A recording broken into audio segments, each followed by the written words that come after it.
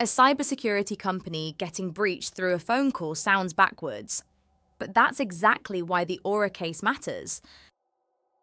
If a well-known security brand can be manipulated in minutes, a busy small business in North Carolina can too. Voice phishing, or vishing, is when a criminal uses a phone call or voicemail to trick someone into giving up access, passwords, or sensitive business information. Email phishing gives you a moment to pause. A live caller can push you in real time, answer objections, and sound convincing while you decide. That pressure changes everything.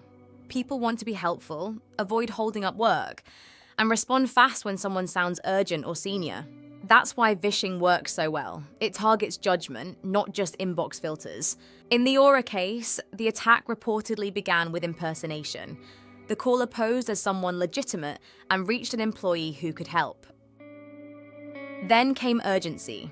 The social engineer created pressure so the employee would act quickly instead of slowing down to verify the request. Once trust and urgency were in place, the attacker extracted credentials or access details that opened the next door. That access led to a legacy marketing database. Older systems often stay connected longer than teams realize, and that makes them attractive targets. From there, data was taken. When criminals find personal information in a neglected system, they move fast before anyone notices. And once stolen data gets leaked or sold, the damage keeps spreading long after the original phone call ends. What makes this kind of attack dangerous is that it can bypass the tools you already pay for.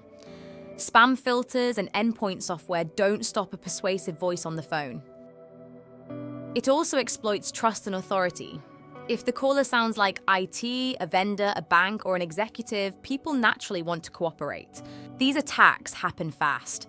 A few rush minutes can undo layers of planning that took your business years to build. And once a tactic works, attackers can repeat it across dozens or hundreds of businesses, especially smaller organizations with lean teams and shared responsibilities. For North Carolina businesses, that local angle matters.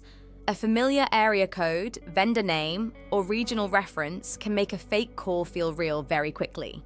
The first lesson is simple. Human risk is business risk. One well-timed conversation can create the same impact as a technical exploit. The second lesson is that multi-factor authentication helps, but it doesn't solve everything. If someone is tricked into approving access or handing over a code, the control weakens fast. The third lesson is legacy exposure.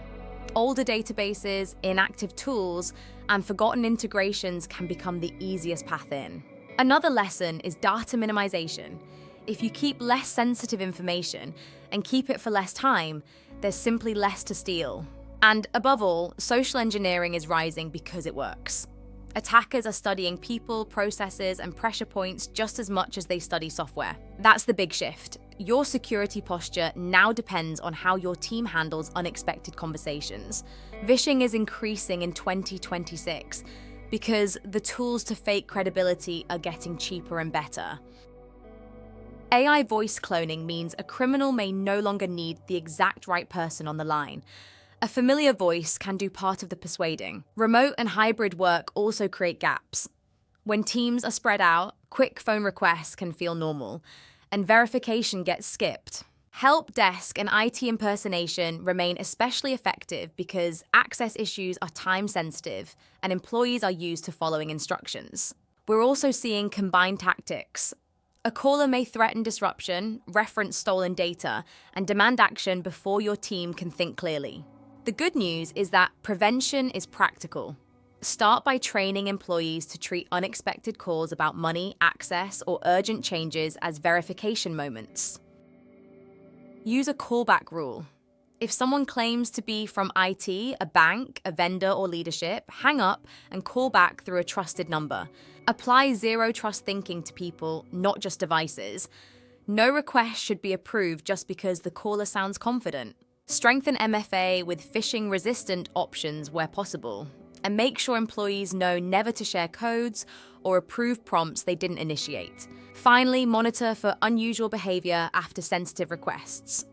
Fast follow-up can catch a bad call before it turns into a full breach. As we close, remember this. A quick pause and verification step can stop costly voice phishing attacks before they start. If you want expert support, contact Computabilities for help strengthening your defenses against voice phishing and social engineering.